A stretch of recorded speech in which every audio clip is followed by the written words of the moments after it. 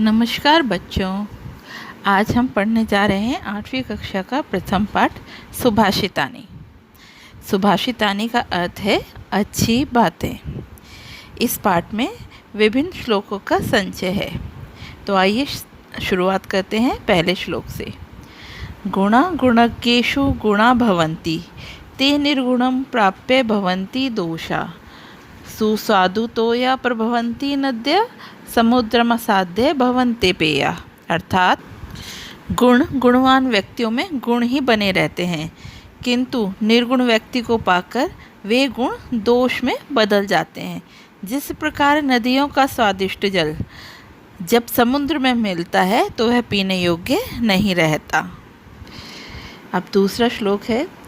साहित्य संगीत कला विहीन साक्षात पशु पुच्छ विषाणहीनः तृणं न खादन्नपि जीवमानः तद्भागधेयं परम पशूनाम। अर्थात साहित्य संगीत व कला से विहीन व्यक्ति, अर्थात जिसके पास ये चीज़ें नहीं हैं, वास्तव में पूंछ और सींग से रहित उस मनुष्य के समान है जो घास नहीं खाता। यह तो उनका परम सौभाग्य है। मतलब उन व्यक्तियों का सौभाग्य है कि वो मनुष्य जाति में उत्पन्न हुए हैं, जबकि उनके पास साहित्य संगीत कला का गुण नहीं है।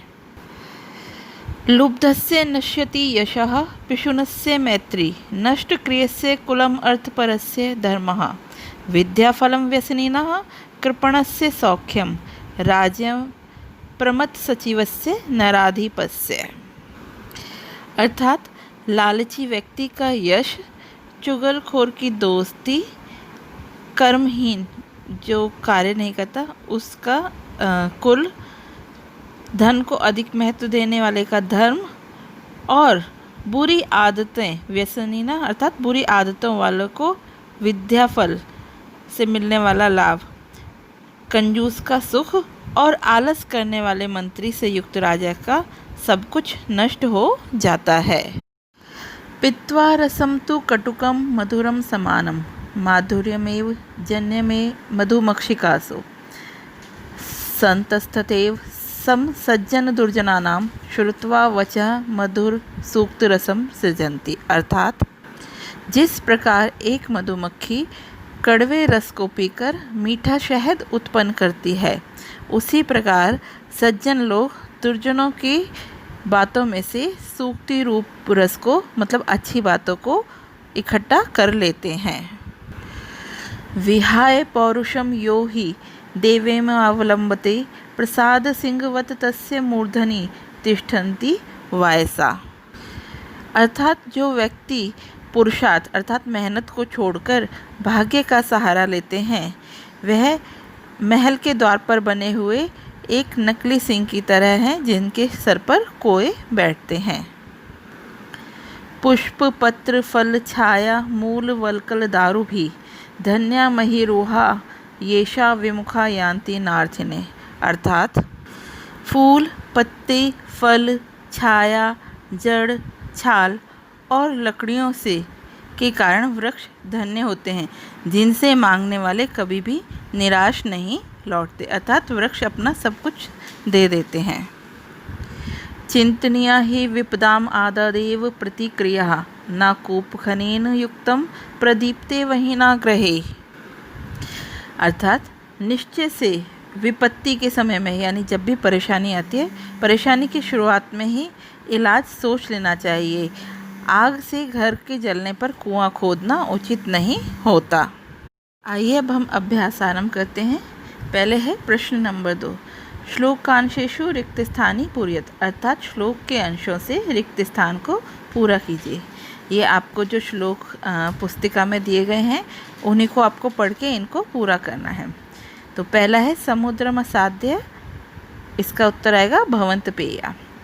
श्रुत्वा वचः मधुर सूक्त रसम सृजन्ति तद्भागधेयं परम पशूनाम विद्याफलं व्यसनिनः कृपणस्य सौख्यम पौरुषं विहाय यः देवम् अवलंबते चिंतनीया ही विपदाम आदादेव प्रतिक्रिया। प्रश्न नंबर 3। प्रश्नानाम उत्तराणि एक पदेन लिखत, अर्थात प्रश्नों के उत्तर एक पद में लिखिए। व्यसनिनः किम नश्यति, इसका उत्तर है व्यसनिनः विद्याफलम। हमें उत्तर एक आंसर में देना है तो हम सिर्फ विद्याफलम लिखेंगे। कस्य यशः नश्यति, लोब्धस्य। मधुमक्षिका किम जनयति, माधुर्यम। मधुरसूक्तरसं के सृजन्ति, सन्तः। अर्थिनः केभ्यः विमुखा न यान्ति, महीरुहेभ्यः। प्रश्न 4 है, अधोलिखित तद्भव शब्दानां कृते पाठात् चित्वा संस्कृत पदानि लिखत, अर्थात नीचे लिखे हुए तद्भव शब्दों के लिए पाठ में से संस्कृत शब्द चुनकर लिखें। जैसे कंजूस के लिए कृपणः, कड़वा के लिए हो जाएगा कटुकम, पूछ के लिए पुच्छम, संत के लिए संतः, लोभी लोब्धः, मधुमक्खी मधुमक्षिका, तिनका तृणम। प्रश्न नंबर 5 है, अधोलिखितेषु वाक्येषु कर्तृपदम क्रियापदम च चित्वा लिखत, नीचे लिखे हुए वाक्यों में से कर्तृपद और क्रियापदों का चयन करके लिखिए। अब हमें इसमें जो कर्ता है और जो क्रिया है वो हमें ढूंढकर लिखनी है। तो पहला क्या है हमारा, निर्गुणम प्राप्य भवन्ति दोषः, तो हमारा कर्ता है दोषा और क्रिया है भवन्ति। गुणज्ञेषु गुणा भवन्ति, इसमें गुणा कर्ता हो गया और भवन्ति क्रिया। मधुमक्षिका माधुर्यमेव जनयेत, इसमें मधुमक्षिका कर्ता है और जनयेत हमारी क्रिया है। पिशुनस्य मैत्री यशः नश्यति, मैत्री कर्ता और नाश्यति क्रिया। नद्य समुद्रमसाद्य अपेया भवन्ति, नद्य हो गया कर्ता और भवन्ति आपकी हो गई क्रिया। प्रश्न नंबर 6, रेखांकितानि पदानि आधृत्य प्रश्न निर्माण कुरुतः, अर्थात रेखांकित पदों के आधार पर प्रश्न निर्माण कीजिए।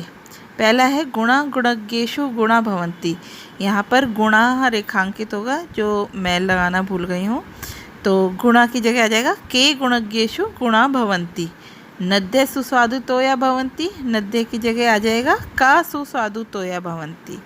लुब्धस्य यशः नश्यति, लुब्धस्य की जगह क्या आ जाएगा कस्य, किसका यश नष्ट होता है।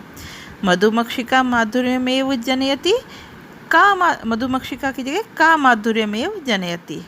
तस्य मूर्धनि तिष्ठन्ति वायसा, यहाँ पर मूर्धनि को रेखांकित किया जाएगा, तो मूर्धनि की जगह आ जाएगा तस्य कस्मिन् या कुत्र तिष्ठन्ति वायसा। प्रश्न नंबर 7, उदाहरण अनुसार पदानि पृथक कुरुतः, अर्थात उदाहरण के अनुसार पदों को पृथक पृथक यानी अलग कीजिए। जैसे समुद्रम असाध्य, समुद्रम जमा आसाध्य है। माधुर्यमेव, माधुर्यम जमा एव। अल्पमेव, अल्पम जमा एव। सर्वमेव, सर्वम जमा एव। देवमेव, देवम जमा एव। महात्मा नाम मुक्ति, अर्थात महात्मा नाम जमा उक्ति। विपदाम आदादेव, अर्थात विपदाम जमा आदो जमा एव।